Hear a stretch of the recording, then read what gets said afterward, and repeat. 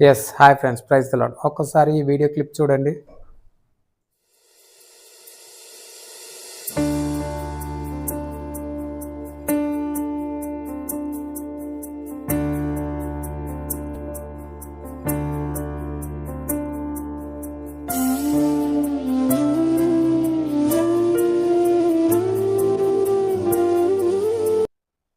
చూశారు కదా నా ప్రియమైన దేవుని సంగమా, ఇది మొన్న జరిగిన నీట్ ఎగ్జామ్ రోజు జరిగిన సంఘటన. ఒక తండ్రి తన కూతుర్ని నీట్ ఎగ్జామ్ రాయించడానికి ఎగ్జామ్ సెంటర్కి 3 నిమిషాల లేట్ వెళ్తూ వచ్చాడు. ఎగ్జామ్ సెంటర్ దగ్గరికి వెళ్ళేసరికి ఎగ్జామ్ సెంటర్ గేట్లు క్లోజ్ చేశారు. ఎగ్జామ్ సెంటర్ గేట్లు క్లోజ్ చేసి ఉండడం చూసిన ఆ తండ్రి అక్కడ ఉన్న ఆ అధికారులను, పోలీసు అధికారులను బ్రతిమిలాడుతూ వచ్చాడు. అంటే అప్పుడు ఆ అధికారులు ఏమన్నారు అనంటే, ఆలస్యం అయిపోయింది, టైం అయిపోయింది, మీకు అవకాశం లేదు, ఇంటికి వెళ్ళండి అని చెప్పి ఆ అధికారులు చెప్పడం జరుగుతూ వచ్చింది. అప్పుడు ఆ తండ్రి ఆ కూతురు బోరున ఏడుస్తూ, మా ఊరు చాలా దూరంలో ఉంది, మాది పల్లెటూరు, మాకు బస్సు సౌకర్యం సరిగా లేదు, కాబట్టి 3 నిమిషాలు లేట్ అయింది, దయచేసి 3 నిమిషాలే లేట్ అయింది కదా, కొంచెం గేటు తెరవండి అని చెప్పి ఆ అధికారులు రిక్వెస్ట్ చేసుకుంటే, ఆ అధికారులు అన్నారు, మీది పల్లెటూరు అని మీకు తెలీదా? తెలుసు కదా, మీది పల్లెటూరు అని తెలుసు కదా, మీకు బస్సు సౌకర్యము కూడా లేట్ అవుతుందని తెలుసు కదా, చాలా దూర ప్రాంతం అని తెలుసు కదా, అలాంటప్పుడు మీరు ముందుగా ఎందుకు సిద్ధపడి రాలేదు? మీరు ముందుగా సిద్ధపడి రాలేకపోవటాన్ని బట్టి ఇప్పుడు టైం అయిపోయింది కాబట్టి ఇప్పుడు అవకాశం లేదు, మీరు ఎంత బ్రతిమిలాడినా మీకు అవకాశం లేదు, వెనక్కి వెళ్ళిపోండి అని చెప్పి వారిని లోపలికి రానివ్వకోకుండా పంపివేయడం జరుగుతూ వచ్చింది. నా ప్రేమైన దేవుని సంగమా, ఆ తండ్రి తన కూతురు ఎంతో బోరున ఏడుస్తూ అక్కడి నుంచి వెళ్ళిపోతూ వచ్చారు, అవకాశం లేక. ఈరోజు నీట్ ఎగ్జామ్లో జరిగిందే రేపు నీ జీవితంలో కూడా జరగబోతుంది నా ప్రియమైన దేవుని సంగమా.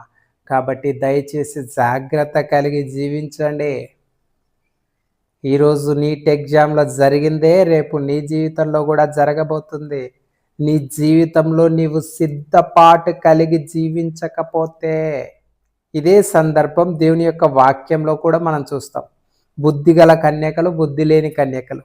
బుద్ధిగల కన్యకలు సిద్ధపాటు కలిగి దేవుని రాజ్యంలో ప్రవేశిస్తూ వచ్చారు. బుద్ధి లేని కన్యకలు నిర్లక్ష్యంతో సిద్ధపాటు లేక గేట్లు క్లోజ్ చేయబడి ఆ దేవుని రాజ్యంలోనికి ప్రవేశించలేకపోతూ వచ్చారు.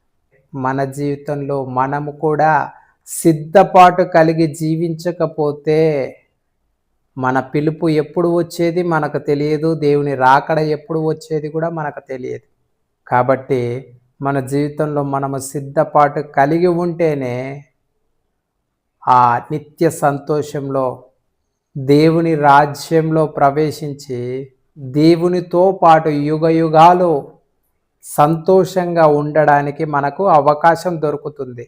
లేదంటే మనకు కూడా ఈరోజు ఆ తండ్రి కూతురు నీట్ ఎగ్జామ్ సెంటర్ దగ్గర ఎలాగైతే గెంటి వేయబడుతూ వచ్చారో అవకాశం లేకోకుండా, ఆ బుద్ధి లేని కన్యకలు ఎలాగైతే పరలోక రాజ్యానికి ఆ పెళ్లి విందుకు అవకాశం లేకోకుండా గెంటి వేయబడుతూ వచ్చారో, అలాగే నా జీవితంలో మనము కూడా దేవుని రాజ్యంలోనికి అవకాశం లేకోకుండా గెంటి వేయబడతాం. సిద్ధపాటు లేకుండా జీవిస్తే మన గమ్యం ఎప్పుడో మనకు తెలియదో, దేవుని రాకడెప్పుడో మనకు తెలియదు, మన మరణం ఎప్పుడో మనకు తెలియదు, దేవుని రాకడెప్పుడో మనకు తెలియదు.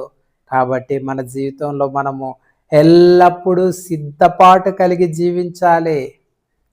లేకపోతే మన జీవితంలో మనము సరైన సిద్ధపాటు కలిగి జీవించకపోతే ఆ నిత్య రాజ్యంలో ప్రవేశించడానికి మనకు అర్హత ఏమాత్రము ఉండదు. నిత్య నరకాగ్నిలో యుగయుగాలు కాలాల్సిన పరిస్థితి ఏర్పడుతుంది. కాబట్టి నా ప్రియమైన దేవుని సంగమా, ఇప్పటి నుంచైనా మీ యొక్క జీవితంలో సరైన సిద్ధపాటు కలిగి జీవిస్తూ ఆ నిత్య రాజ్యంలో దేవునితో కూడా యుగయుగాలు సంతోషించే ఆ ధన్యతను, ఆ భాగ్యాన్ని మీరు మీ యొక్క జీవితంలో కోల్పోకుండా జాగ్రత్త పడి జీవిస్తారని ఆ ప్రభువు పేరిట ప్రేమపూర్వకంగా మీకు మనవి చేస్తూ సెలవు తీసుకుంటూ ఉన్నా. Praise the lord.